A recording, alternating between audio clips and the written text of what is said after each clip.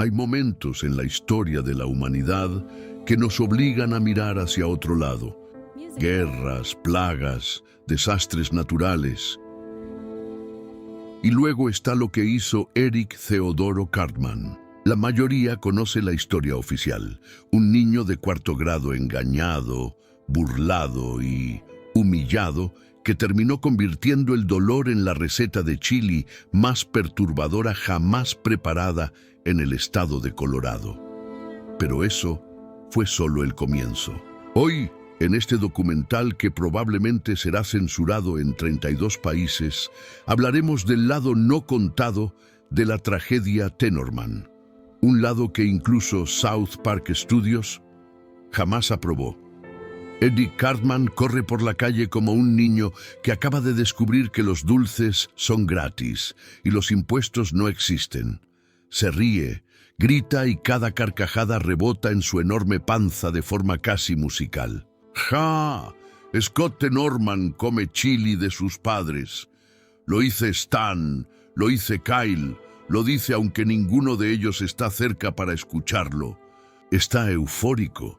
Ha logrado la venganza perfecta. Cartman no sabe que, en ese mismo instante, alguien lo está observando. Scott huye del evento con el estómago destrozado, el alma rota y la certeza de que el mundo es un lugar donde la comida casera puede traicionarte peor que una exnovia adolescente. Llega a su casa, llora, vomita y luego vuelve a llorar porque vomitó. Sus tíos intentan consolarlo, pero él apenas escucha. En su cabeza solo existe una frase, repetida una y otra vez. Cartman me las va a pagar. Lástima que en South Park, la venganza siempre le llega primero al que quiere vengarse. Es de noche. Scott, con la determinación de un chihuahua con ansiedad, sale a espiar la casa de Cartman. Se arrastra entre arbustos, respira fuerte, huele a pasto húmedo y desesperación. Cartman aparece en su ventana. Está jugando videojuegos, como si no hubiera molido personas ese mismo día. De repente el gordo grita, «¡Dejen de espiarme, malditos!». Scott se congela, no respira, no parpadea, ni siquiera piensa. Por un segundo cree que se ha vuelto invisible por puro estrés. Pero Cartman, aburrido de su propia furia, simplemente se da la vuelta y cierra la ventana. Scott, temblando, se levanta, da un paso hacia atrás y cae en un agujero profundo, húmedo y sospechosamente bien construido. En el fondo, Scott intenta salir pero no puede.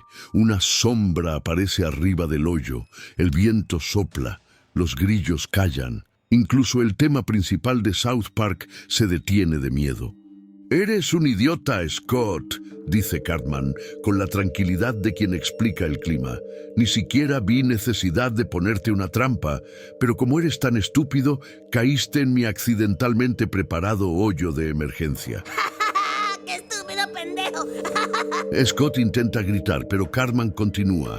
«Ah, por cierto, tus tíos también murieron hoy. Los molí para la pizza que te comiste más temprano». Scott vomita otra vez, pero ahora no es asco, es terror. Terror puro, terror, que huele un poco a pepperoni. El niño gordo empieza a cubrir el hoyo con tierra pala tras pala, golpe tras golpe. Scott grita tanto que se queda sin voz. Intenta trepar las paredes, pero solo consigue embarrarse de lodo y desesperación. «No te preocupes, Scott», dice Cartman, jadeando porque, bueno, es Cartman y cavar es cardio extremo para él. No volverás a ver a nadie, ni nadie volverá a verte. La última pala cae, oscuridad total y silencio. Un silencio absoluto en la superficie, pero bajo tierra, un corazón aterrorizado sigue latiendo. Uno que no está dispuesto a morir. La versión oficial dice que Scott Tenorman desapareció, que nunca se supo exactamente qué pasó, que no había pruebas, que la policía decidió no investigar porque era sábado y había partido de hockey. Pero la realidad es mucho más oscura. porque Scott Tenorman no murió esa noche en absoluto. Lo que pasó allí abajo lo transformó, lo quebró y lo reconstruyó en algo diferente, algo capaz de enfrentar al monstruo que es Cartman o convertirse en uno peor. La tierra está quieta, la noche es silenciosa, pero en los rincones más profundos de ese hoyo, Scott abre los ojos. No es el mismo niño, y esta historia apenas comienza. Cuando un niño cae a un hoyo, normalmente lo que sale es, un niño llorando, traumado, y con 2 raspones que harán que su mamá mande correos a la escuela. Pero cuando Scott Tenorman cayó en ese hoyo, lo que salió fue otra cosa, algo diferente. Oscuridad. Scott abre los ojos. Está oscuro, no hay luz, ni aire, ni esperanza. Estoy muerto, debo estar muerto, piensa. Pero entonces algo extraño ocurre. Una pequeña corriente de aire entra por un hueco diminuto. Una lombriz se arrastra sobre su mano y una piedra se mueve. Y Scott entiende la primera regla de la supervivencia. Si algo se mueve, significa que aún puedes respirar. Y si puedes respirar, puedes vengarte. Con ese pensamiento, nace el Scott 2.0 Beta Tester del infierno. Muchos héroes en la ficción viven transformaciones profundas. Luke Skywalker descubre la fuerza, Frodo sobrevive a un Nazgûl, Walter White se convierte en narco después de estornudar sobre una calculadora. Pero Scott Tenorman pasa 3 horas debajo de tierra hablando con una lombriz que se convierte en su guía espiritual. Sí, así debajo cayó, literalmente. Scott empieza su propio entrenamiento de supervivencia, mastica raíces como si fueran snacks gourmet. Se hidrata con el agua que se filtra de quién sabe dónde. Se vuelve experto en trepar barro resbaloso y, lo más sorprendente, empieza a recitar mentalmente cada humillación que Cartman le ha hecho en su vida, como si fueran mantras para hacerse más fuerte. En ese hoyo, Scott descubrió algo que ni los manuales de Boy Scouts contemplan. La venganza absoluta puede ser un excelente ejercicio cardiovascular. En un punto, Scott raspa una pared y la tierra cede. Apenas un poco, pero lo suficiente para que entre una línea delgada de luz. Esa luz es como ver a Dios, o por lo menos a un Dios barato, de los que atenderían en un Oxxo. Scott ríe, llora y ríe mientras llora, lo cual es una señal preocupante para cualquier terapeuta infantil. Luego jura en voz alta: Cartman, vas a pagar por esto. Las lombrices aplauden telepáticamente. Probablemente. En este punto, los psicólogos consultados para este documental dieron su diagnóstico unánime. Scott dejó de ser un niño normal. Se convirtió en un organismo movido únicamente por rencor, trauma y carbohidratos almacenados. Este tipo de transformación suele ocurrir en 3 lugares: prisiones de máxima seguridad, programas intensivos de CrossFit y South Park. Scott resume todo esto en una sola frase: no moriré aquí, no antes de arruinarle la vida a ese bastardo. Después de horas de esfuerzo, sudor y odio acumulado, Scott finalmente abre un hueco lo suficientemente grande para meter su mano. Siente aire, siente frío, siente libertad, con una fuerza que ni él sabe de dónde saca. Posiblemente adrenalina mezclada con furia psicótica, se impulsa y rompe la pared de tierra.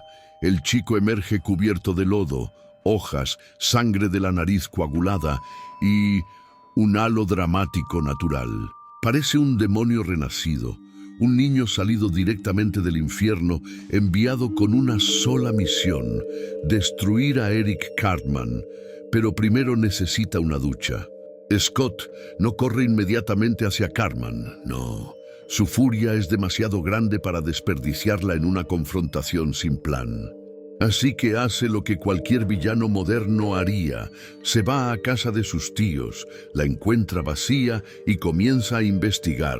Encuentra rastros de tierra, encuentra el molinillo de carne, encuentra la nota de perdón por lo que pasó, firmado, definitivamente no Cartman. Y lo más importante, encuentra silencio. Silencio absoluto, silencio que para un villano significa una sola cosa: haz algo muy malo. Scott, cubierto de barro, entra al baño, se mira al espejo y ahí está la mirada. La mirada de alguien que ya no teme a nada, ni a la muerte, ni a la locura, ni a que Cartman decida cocinar a otros familiares. Me convertiré en algo que él no pueda controlar, y así empieza su transición al lado oscuro. Scott no se afeita porque no le sale barba, pero si pudiera, lo haría en cámara lenta. Esa noche, South Park duerme tranquila. Los padres ven la tele, los niños juegan videojuegos y el alcalde probablemente firma algo sin leer. Y Cartman está en su cama, abrazando a su peluche de Clyde, convencido de que ya ganó. Pero no sabe que mientras ronca como una sierra eléctrica, Scott Tenorman ha renacido, y no como víctima, sino como una amenaza. Una muy peligrosa, una muy inestable, y sobre todo, una que quiere venganza con intereses acumulados. Cuando un niño normal quiere vengarse, hace tres cosas: llorar, quejarse con un adulto, bloquear al agresor en redes sociales. Pero cuando Scott Tenorman quiere vengarse, hace algo distinto. Abre una carpeta de investigación que podría meter preso a Cartman en 47 estados. La escena abre con Scott en su habitación. La luz es tenue. Hay papeles por todas partes, hilos rojos que conectan fotografías, como si hubiera desbloqueado el modo conspiranoico profesional. En el centro del tablero, una foto de Cartman, con cuernos dibujados y un bigote estilo villano de novela turca. Scott murmura: todo comienza con él, pero no termina ahí. El niño inicia lo que él llamará más adelante Operación Dossier del Panzón Satánico. Una investigación meticulosa, precisa, perturbadora y completamente innecesaria. Pero Scott no es un niño cualquiera, es un investigador obsesionado, un detective emocionalmente dañado, un huérfano con Wi-Fi. Scott comienza a recoger información como si fuera un periodista investigativo de la BBC, pero sin la parte profesional. Cosas que recolecta, testimonios falsos escritos por él mismo, firmados por vecinos que no existen, grabaciones de Cartman diciendo cosas normales, editadas para sonar diabólicas, un dibujo donde Cartman aparece destruyendo la tierra, un mapa con lugares donde Cartman podría cometer crímenes, una lista de alimentos que Cartman odia, por si sirven para chantajearlo. Scott se obsesiona tanto que su room service interno de cerebro empieza a cobrar horas extras. La primera revelación, mientras repasa un video donde Cartman simplemente está comiendo cereal, Scott pausa la imagen, la amplía más, la amplía absurdamente más, y descubre algo.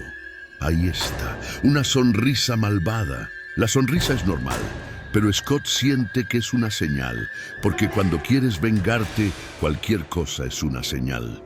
Scott empieza a documentar los patrones de comportamiento de Cartman, como si analizara a un animal salvaje en su hábitat natural. Lo cataloga como especie, niño gordo manipulador, subespecie, panzón vengativo común, hábitat, habitaciones sin supervisión adulta, actividad principal, comer, planear maldades y repetir el ciclo. Scott incluso establece un horario de 6 a 12, comer de 12 y 1 a 5, pensar en comer de 5 y 1 a 10, elaborar planes malvados mientras come y de 10 y 1 a 6, dormir y soñar con comer y elaborar planes malvados. Un ciclo perfecto, concluye Scott, demasiado perfecto. Scott empieza a recopilar testimonios, pero como nadie quiere hablar mal de Cartman, en voz alta los fabrica. Entre ellos, testimonio 1. Un señor inventado llamado Gerardo Fajardo. Ese niño tiene ojos de tiburón gordo. Testimonio 2. La maestra inventada, Miss Tortillinson. Un día trajo 12 sándwiches. Dijo que eran para un proyecto, pero nunca hubo proyecto. Eric Cartman es técnicamente un riesgo biológico nivel 2. Scott agrega firmas falsas, sellos falsos, certificaciones falsas y hasta un logotipo falsamente serio. Scott empieza a armar la línea del tiempo del mal absoluto. 2001. Cartman roba un muñeco. 2003. Cartman rompe ventanas por accidente. 2004. Cartman intimida a un niño. 2005. Cartman humilla a Scott en público. 2005. Cartman cocina a los padres de Scott. 2005. Cartman probablemente destruye la capa de ozono. Según Scott, sin evidencia. Scott imprime 47 copias del rostro de Cartman, las pega en cartón y les dibuja ojos rojos y rayos láser. Luego las cuelga en su pared, como si estuviera siguiendo el rastro de un asesino serial. Cuando un niño imprime tantas fotos de alguien, solo hay dos posibilidades: o está enamorado o planea destruir a esa persona. Scott nunca consideró la opción romántica.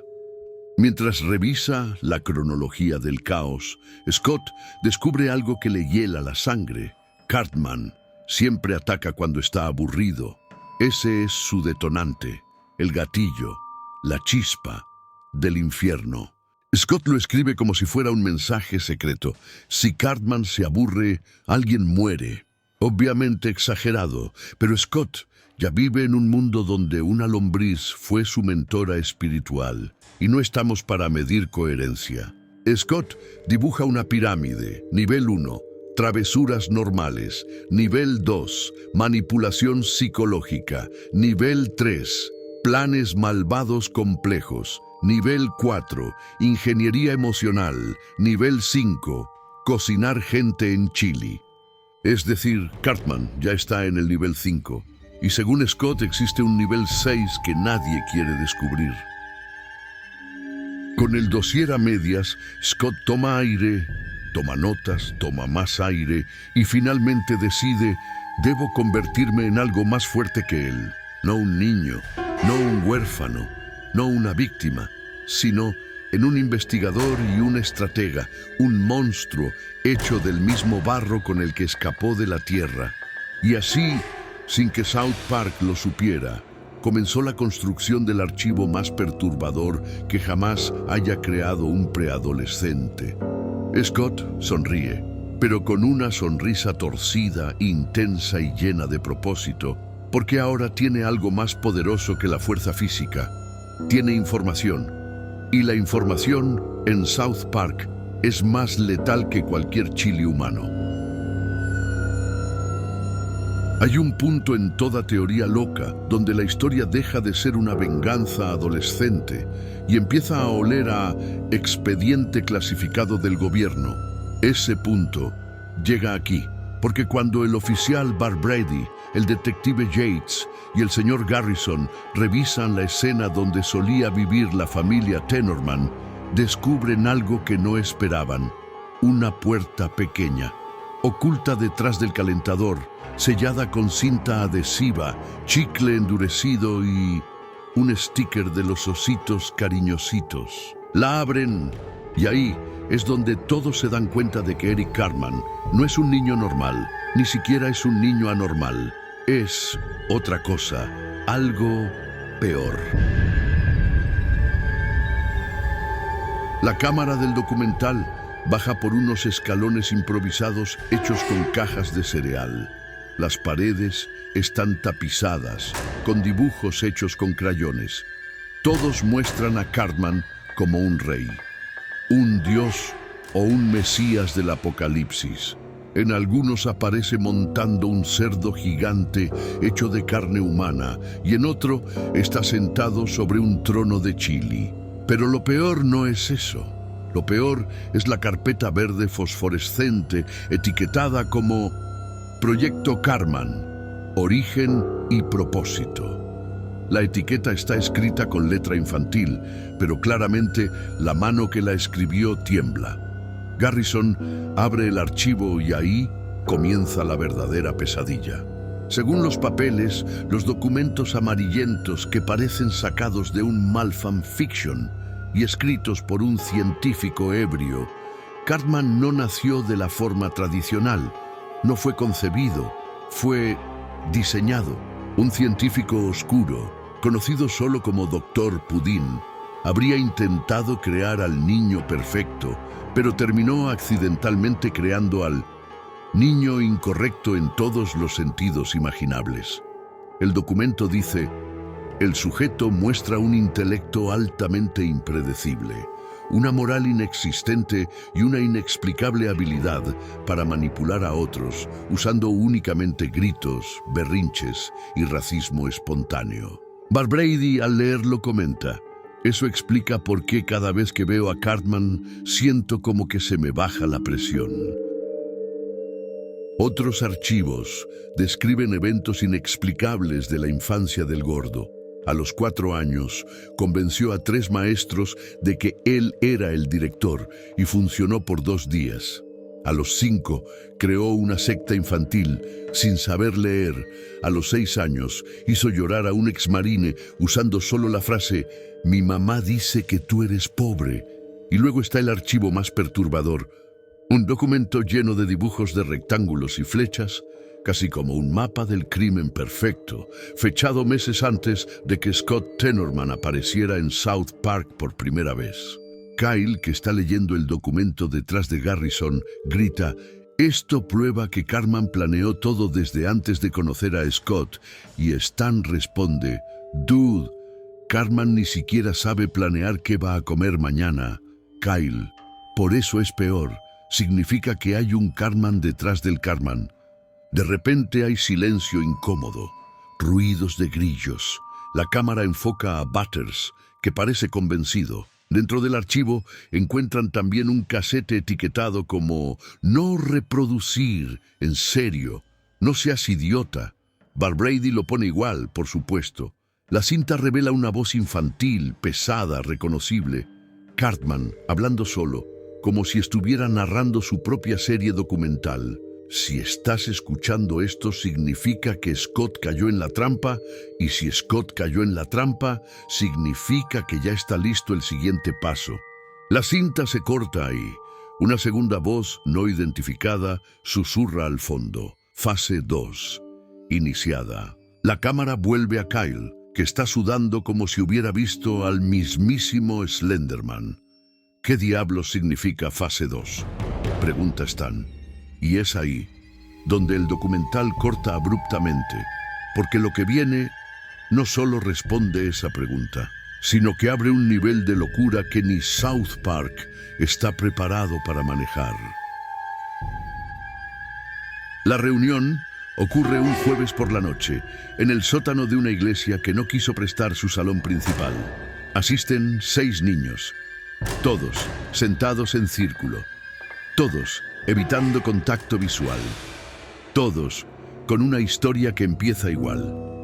Yo conocí a Cartman y después nadie termina la frase. Scott no lidera, solo observa. Comienza a tomar notas en una libreta escolar con el título Club de los Huérfanos del Chili. El nombre surge como broma, pero nadie se ríe. Las reglas son simples. No mencionar a Cartman en voz alta 3 veces seguidas, no comer chili durante las reuniones, no confiar en regalos gratis, y si alguien trae brownies, no comerlos. Una niña levanta la mano. ¿Por qué no podemos decir su nombre? De repente hay silencio. Un niño le responde: porque luego pasan cosas. Nadie pide una explicación. El testimonio imposible. Entonces habla el más pequeño del grupo. Un niño que apenas entiende lo que dice. Yo no perdí a nadie, pero Cartman me miró raro una vez. Y desde entonces mi perro me odia. Esto no es evidencia, pero tampoco es casualidad. Por primera vez, Scott habla, no grita, no llora. Dice algo peor. Cartman no improvisa, Cartman planifica. Entonces muestra la etiqueta del lote C. Nadie sabe qué significa, pero todos sienten lo mismo. Alivio, porque si hay un sistema, entonces no fue solo mala suerte. El club se reúne cada semana. Empiezan a conectar puntos que no deberían conectarse. Cambios de humor, accidentes ridículos, padres que desaparecen por trabajo, comidas comunitarias sospechosas y todo empieza a parecer parte de algo más grande, real, exagerado, trauma infantil mal procesado. No importa, porque el miedo compartido siempre se siente como verdad. Una noche, alguien llega tarde, dice haber visto algo. Cartman está organizando otro evento. La palabra evento cae como bomba. Scott pregunta, ¿qué tipo de evento? Entonces el niño traga saliva y le dice, uno donde todos comen y nadie pregunta. De repente hay un silencio absoluto. Scott entiende algo en ese instante. No están preparados, no son una resistencia. Son un grupo de niños asustados jugando a detectives. Y Cartman juega en otra liga. La decisión.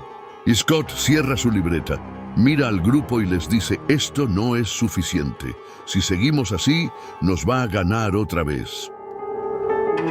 Y aquí ocurre algo peligroso, porque Scott Tenorman no decide detenerse, decide evolucionar. La reunión termina, el club se disuelve por esa noche, pero Scott no se va a casa, sale solo, con la etiqueta en el bolsillo y una idea nueva en la cabeza. Si Cartman quiere teatro, Scott va a devolverle el espectáculo. Toda gran operación comienza con un nombre ridículo, y toda operación con nombre ridículo está condenada al fracaso. Scott dibuja esquemas en hojas arrancadas de cuadernos escolares, flechas, círculos, signos de interrogación. Nada encaja, pero en su mente todo es lógico. La teoría central es simple. Si Cartman usa comida para destruir familias, entonces la comida es el arma. Scott lo llama Chili Reverse. No sabe qué significa, pero suena peligroso. Fase 1. Infiltración gastronómica. Scott se ofrece como voluntario en eventos escolares, no porque le importe la comunidad, sino porque ahí se cocina. Observa quién toca qué. ¿Quién prueba primero? ¿Quién sonríe demasiado? Cada cucharón se vuelve sospechoso, cada receta una amenaza. Scott no encuentra nada, pero eso solo refuerza su paranoia, porque si no hay errores, entonces Cartman mejoró su método. Fase 2. El señuelo. Scott prepara chili por primera vez desde ese día. Sus manos tiemblan. Sus recuerdos hierven más que la olla. Invita a 3 personas, nadie importante, nadie cercano, solo prescindibles. El chili sabe horrible, nadie muere, nadie llora, nadie vomita a sus padres. Es un fracaso absoluto. Scott anota en su libreta lo Cartman tiene algo que yo no. Fase 3. Scott decide improvisar, compra ingredientes al azar, salsas, condimentos y una lata sin etiqueta, la abre y huele. Ese olor no era comida. Scott tira todo a la basura. Esa misma noche sueña con ollas que lo observan. El giro absurdo. Desesperado, Scott vuelve al club. Propone el plan, pero nadie le entiende. Nadie lo sigue. Solamente un niño pregunta, ¿y si solo lo ignoramos?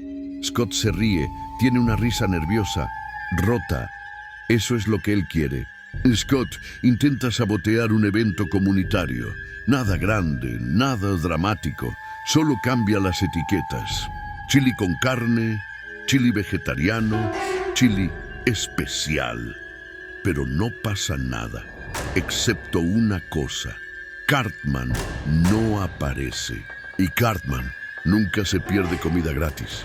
Scott siente algo peor que miedo. Siente haber sido anticipado, porque al volver a casa encuentra algo en su habitación. Sobre su cama hay una cuchara, con una nota que dice: «Buen intento, ese».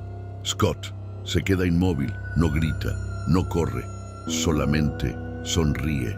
Scott cree que esto significa que está cerca, que lo está presionando, que Cartman reacciona, pero cuando Cartman reacciona es porque ya terminó el juego. Scott guarda la cuchara y la añade a su dossier.